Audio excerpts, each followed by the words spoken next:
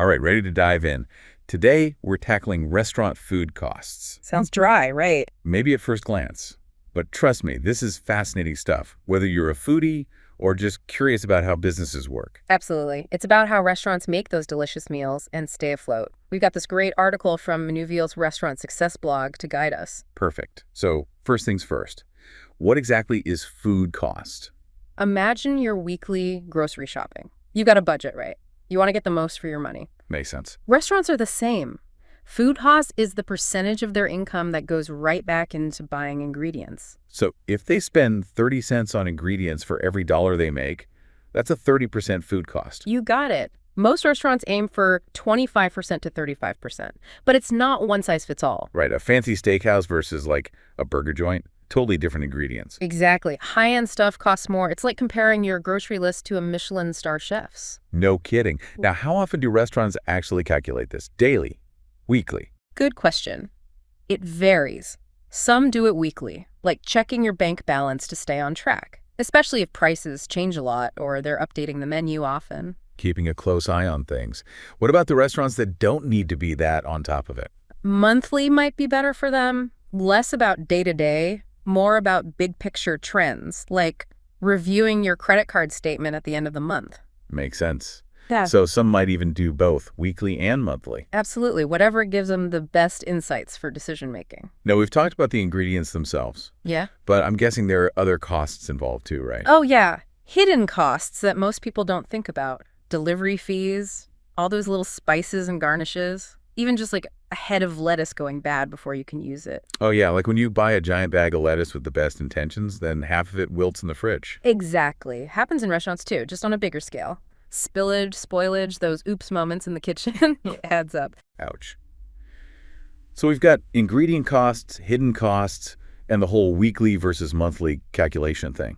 But how do restaurants use this info to make a menu that's both tasty and profitable? That's where it gets really cool. They use a strategy called menu engineering, combining data analysis with a bit of customer psychology. Menu engineering. Okay, you've got my attention. It's like making a map, but for profit. Certain spots on a menu are prime real estate, like the top right corner or near popular sections. So it's not just what's on the menu, but where it is. You got it. They put their most profitable dishes in those prime spots. Sneaky. How do they decide which dishes get that special treatment? They analyze each dish based on how much money it makes and how popular it is. They break them down into 4 groups: stars, puzzles, plow horses, and dogs. Stars, I get those rock star dishes that are both delicious and profitable. What about puzzles? Those are profitable, but maybe not getting the attention they deserve. They might just need a better description or to be moved to a different spot on the menu. Ah, like a little menu makeover. What about the workhorse dishes?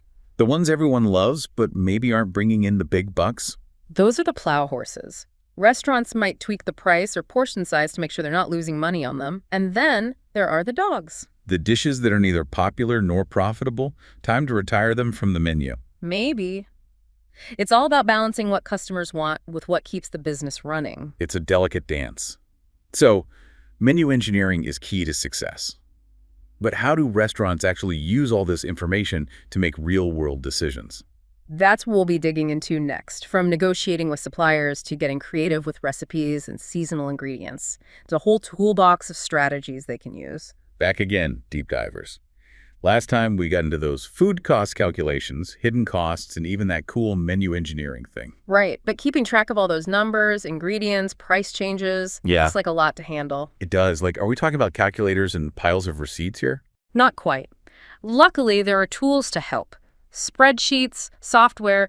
Think of it like a digital assistant for your restaurant's money. Ah, so not just doing it all by hand anymore. Exactly. Spreadsheets are like the DIY approach. Simple, you can customize them, and pretty affordable. Microsoft Excel, Google Sheets, stuff like that. Right, for those who like to be in control of their data. But what if you're not a spreadsheet whiz? There are tons of templates online specifically for restaurants. They give you a framework for figuring out food costs, tracking your expenses, even setting menu prices. Handy. But you mentioned software too. What's the difference? Software takes it up a notch. It's like having a digital brain for your whole restaurant, not just numbers. So what else does it do? Everything. Food costs, inventory, sales, even scheduling staff. It streamlines things, keeps all your data in one place. Sounds powerful. Yeah. What are some of the things that make these software solutions so great? Well, no more spending hours hunched over a spreadsheet. Input your costs and sales. The software does the calculations for you. So, less room for mistakes, more time saved. Exactly. Plus, it can keep track of your inventory in real time. Tells you when you're running low on something, helps you avoid waste by watching those expiration dates. Wow, like a super organized stockroom manager. Any other perks? You get incredible insights into how your restaurant's doing, see which dishes are your stars, which ones are dragging you down. So it's not just knowing the numbers, it's understanding what they mean. Exactly. That helps you make smarter decisions about the menu, pricing, even your suppliers. So we've got spreadsheets for the hands-on folks and software for those who like automation. How do you choose? Depends on your needs. What are some things to consider? Budget, for one. Spreadsheets are cheaper, but more work. Software costs more upfront, but saves you time and gives you those valuable insights, especially helpful as your business grows. Like anything else, you get what you pay for. What else? How complex your restaurant is. Simple menu, small inventory, a spreadsheet might be enough. But if you've got a big menu, lots of suppliers, constantly changing inventory, software is probably a better bet. Finding the right tool for the job. But no matter what you choose, having a system for managing your food costs is critical, right? Absolutely. It's the basis for making smart decisions that will keep you profitable. But even with the best systems, people make mistakes. I'm sure you've seen it all. What are some of the most common food cost mistakes? Even experienced restaurant owners make them. Forgetting about those little ingredient costs. Easy to focus on the big stuff, meat, produce, but spices, garnishes, they add up. Like impulse buys at the grocery store. Individually, no big deal, but together, ouch. Right, and waste. Just like at home, it's a money drain. Over prepping, storing things wrong, kitchen mishaps. Easy to let that happen when things get busy. It is. Then there's pricing your menu wrong. Underestimating costs, not adjusting when ingredient prices go up. It's tough finding that balance between staying competitive and actually making money. You can't just set prices and forget about them. Nope. Prices change all the time. You got to review your costs and adjust as needed. Like a culinary chess game, always thinking a few steps ahead. Exactly. And don't forget about portions. Too big, your costs go up. Too small, customers aren't happy. There's an art to finding that balance. But what about the people involved? Crucial. Well-trained staff can make a huge difference. They know how to avoid waste, follow recipes, get those portions right. It takes a whole team, chefs, servers, everyone. But even with a great team, you have to stay on top of this stuff constantly, right? Absolutely. You need to be detail-oriented, willing to adapt, and really understand what affects your costs. But it's more than just numbers and systems. It's about the people behind it all. The people. Tell me more. Food cost isn't just spreadsheets and percentages. It's about the farmers, the suppliers, the chefs, turning those ingredients into amazing dishes, the people enjoying those meals. It's a whole ecosystem. Exactly. Every choice has an impact, and it's not just about squeezing every penny. It's about making smart choices so you can serve great food, treat your staff well, and build a business that lasts. So the numbers are important, but it's the passion and the people that make it all come together. As we wrap up this part, what are some key takeaways for our listeners? Remember, there are tools to help you manage food costs, from simple spreadsheets to fancy software. But choosing the right tool is just the beginning. Right, and don't forget those common mistakes. Overlooking small expenses, not adjusting prices. Be proactive. Exactly. Stay informed, tweak your approach as needed. But in the end, it's about more than just the numbers. Understand the story behind them. Use that knowledge to benefit everyone. Well said. Speaking of stories, next time we'll be sharing some practical tips and strategies restaurants can use to boost their profits. Welcome back, Deep Divers. We've covered a lot of ground, from those food cost basics to the sneaky hidden expenses and even the psychology of menu design. Now, let's put it all into action. Time to get tactical. How can restaurants use these insights to actually boost their bottom line? Where do we even start? Building strong relationships with your suppliers is huge. It's not just about placing orders, it's about a partnership that benefits both sides. More than just getting the lowest price. Right. It's about communication, being open about what you need, and understanding their side too. So you can use that food cost data to have better conversations. Exactly. You come to the table with knowledge like, hey, I see salmon prices are going up. Can we work something out? Maybe a bulk discount or look at a different kind of fish. Makes sense. Using data to find solutions that work for everyone. Exactly.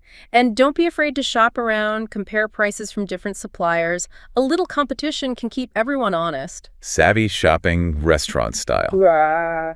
Okay, so that's supplier relationships. What's next? Refining your menu. Remember those stars, puzzles, plow horses, and dogs? Time to put those categories to work. Ah, right.